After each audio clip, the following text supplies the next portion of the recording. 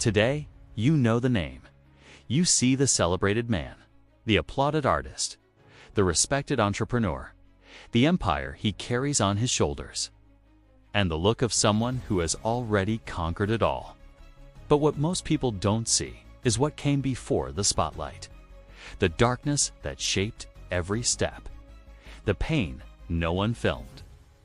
The loneliness that followed him when the whole world went silent. Curtis Jackson wasn't born with a silver spoon. He had no support, no structure, no easy path. He was forged in the cold concrete of Queens, where a poor kid's future was defined by cruel statistics. Prison or a coffin. He lost his mother as a child. Faced the streets, prison, and rejection from the industry. He was shot 9 times, and they said he wouldn't live to tell the story. But in the midst of that chaos, something invisible was being born. While the world saw a failure, inside him, a vision was rising, a force, a silent code that would guide every choice, every battle, every victory. This is the real story of 50 Cent. It's not about fame, it's about spiritual gestation, about growing greatness in silence, about carrying an empire within long before holding it in your hands. If you think life has held you back, you need to hear this. In South Jamaica, Queens, the concrete shows no mercy. The sirens never stop, and dreams, they don't last long. It was there, amidst the sound of gunfire and the silence of neglect, that Curtis James Jackson III was born, a boy like any other. Except that, for him, childhood ended before it even began. His mother, Sabrina Jackson, was all he had. Young, determined, fearless, but tragically caught up in the drug trade. She fought to survive and died because of it. She was brutally murdered when Curtis was just 8 years old. Imagine that. A child, no father, no mother, no emotional structure, no direction. He went to live with his grandparents, but the world around him had no mercy. There, between alleys and street corners, he learned the first and cruelest of lessons. No one's going to give you anything. If you want something, you'll have to take it. And so, at just 12 years old, Curtis started selling crack.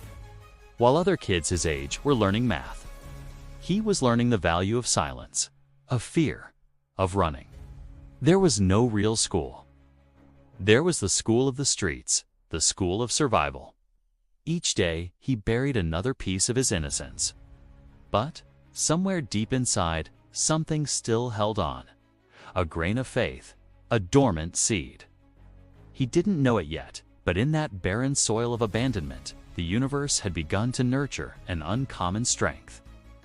Something that couldn't be stolen, something that couldn't be erased. Curtis was being prepared, through pain, through loss, through absence.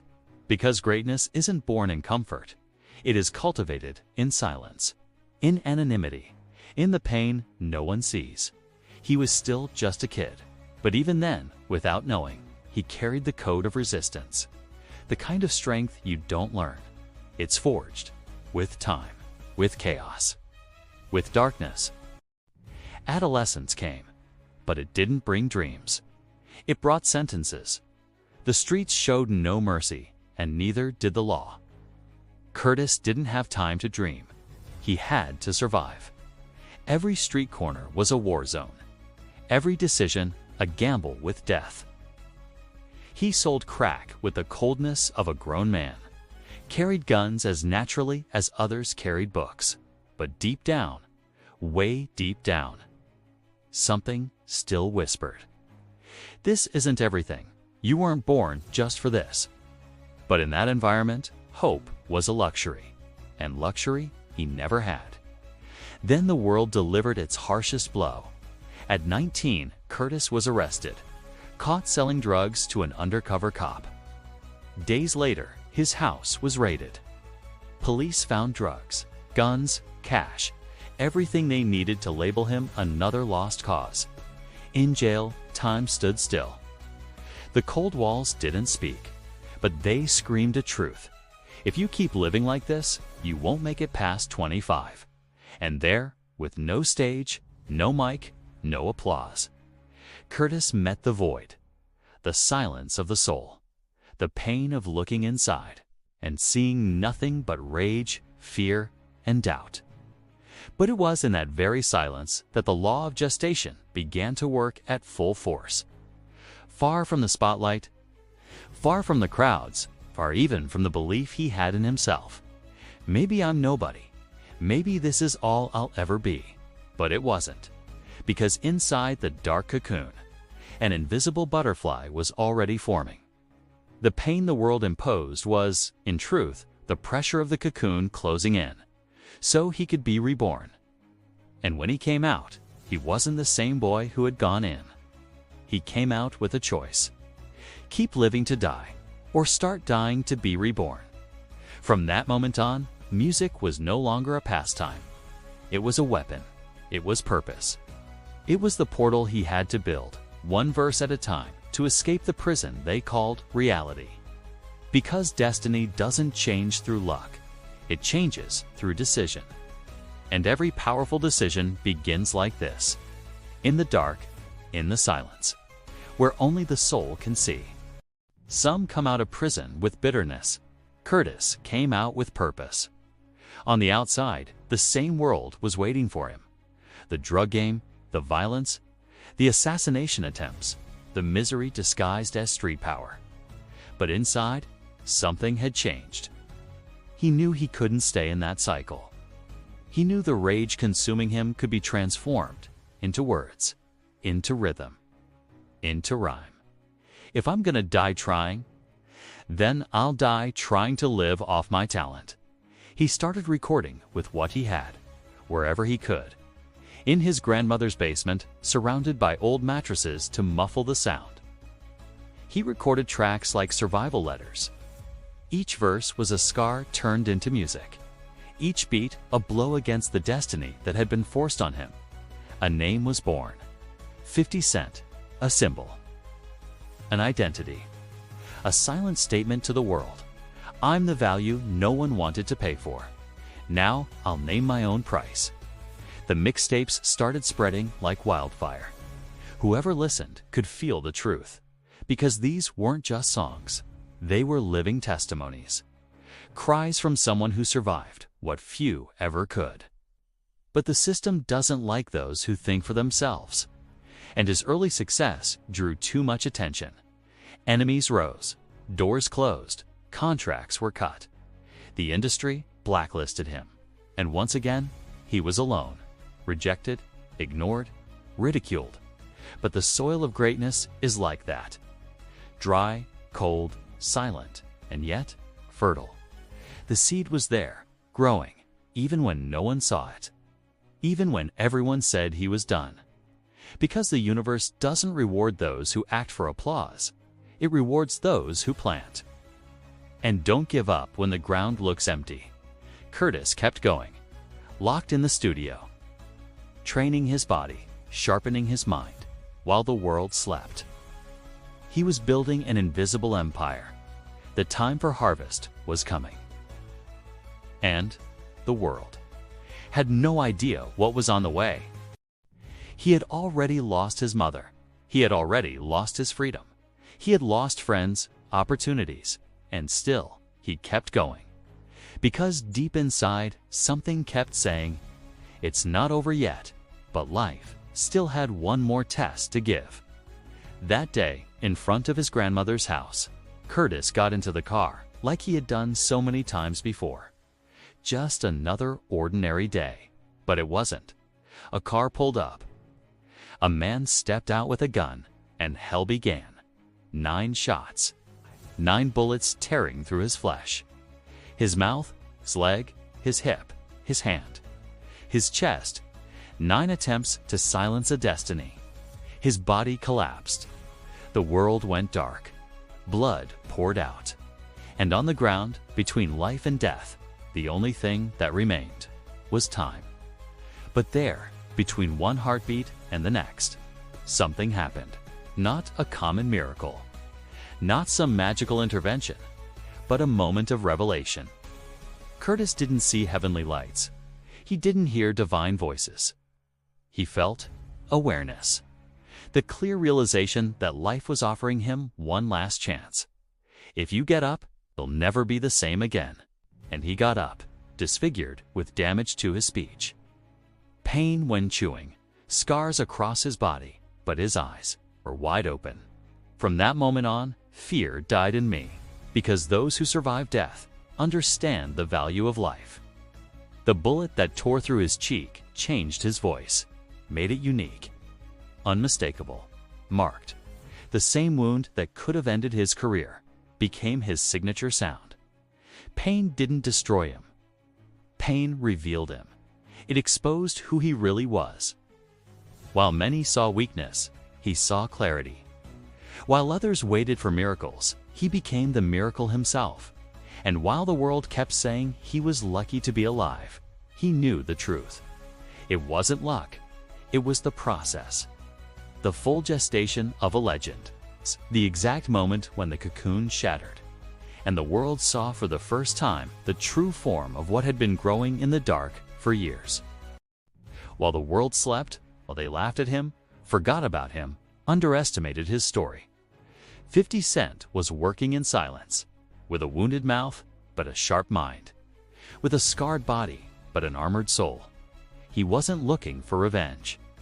He was searching for vision, and vision found him. Eminem heard one of his mixtapes. He was stunned. He had never heard anything so raw, so real, so powerful. He took the tape to Dr. Dre, two of the greatest names in rap history, opening the doors for someone the entire world had already thrown away. In 2003, the world finally witnessed what had been forming for years in silence. The album Get Rich or Die Trying, and it hit like an earthquake. NDA Club exploded on the radio. The album sold nearly 1 million copies in its first week. Millions around the world sang his pain, celebrated his voice, repeated his lyrics like anthems of victory. But what no one really understood was that this wasn't just music. It was the materialization of a spiritual journey. Every track, a cry for freedom. Every lyric, a scar transformed into art. He didn't reach the top. He claimed what was his. Because the harvest comes to those who respect the timing of the invisible, to those who plant when no one's watching, to those who don't quit when everything seems barren. And 50 Cent didn't just reap success. He reaped legacy, power, and a vision for the future. While many were celebrating the glories of the moment, he was already thinking about the next move. He beat the game, but he didn't stop there, because 50 Cent never wanted to be just an artist. He wanted to be the architect. While others got drunk on fleeting fame, he was planting roots, business roots, visionary roots, immortal roots. He founded his own record label, G-Unit Records, launched his own clothing brand, G-Unit Clothing, and turned his name into a symbol of independence and control. But the masterstroke came where no one expected. Business, he invested in vitamin water. Few believed in it. But when Coca-Cola bought the company for $4.1 billion, 50 Cent walked away with over $100 million. That's not ordinary talent. That's eagle vision. It's looking where no one looks and seeing what no one else sees. And he didn't stop there. He created G-Unit Films and Television, produced, acted in, and financed the hit series Power, which became one of the biggest shows on American television. Books, video games, speaking tours, strategic partnerships, diversification, expansion. He didn't just leave the hood. He brought the hood mentality to the throne and turned pain into a kingdom. But his greatest achievement isn't in the money, the trophies, or the records. It's in the fact that he came back whole. He came back to tell the world that it's possible to win, that the power to transform reality already lives within us, that the world can doubt you. But if you respect the timing of the seed, the fruit will come. He didn't return as a victim. He returned as a messenger, with an elixir, with a code, with a truth. You don't have to be born at the top. You just have to believe enough to be forged in the dark. You can take everything from a man: his money, his fame, his stage, his achievements. But if you can't break his mind, then you haven't defeated him.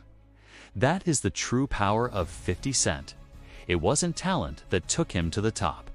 It was the way he thinks. He understands that pain isn't punishment. It's preparation. He knows that success isn't harvested the same day it's planted. Because what truly matters takes time to form. It demands discipline. It demands isolation. It demands the ability to work when no one is watching. Everyone wants to shine, but almost no one is willing to go dark first. They want the fruit, but they reject the hard soil, the slow time, the invisible process. But he accepted it, and that's why he won. Not because he was better, but because he was more patient, more determined, more resilient.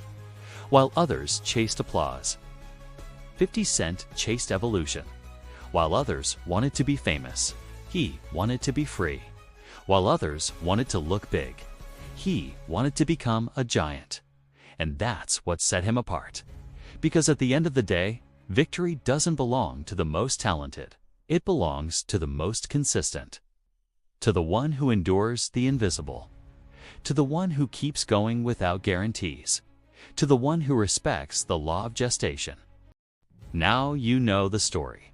Now you've seen the pain, for rejection, the silence, the bullets, the falls, and the rebirth. Now you understand that 50 Cent didn't get lucky. He had vision. He had discipline. He had the courage to endure the invisible. While others chased crumbs of fame, he locked himself in studios and rebuilt himself, while the world called him a failure.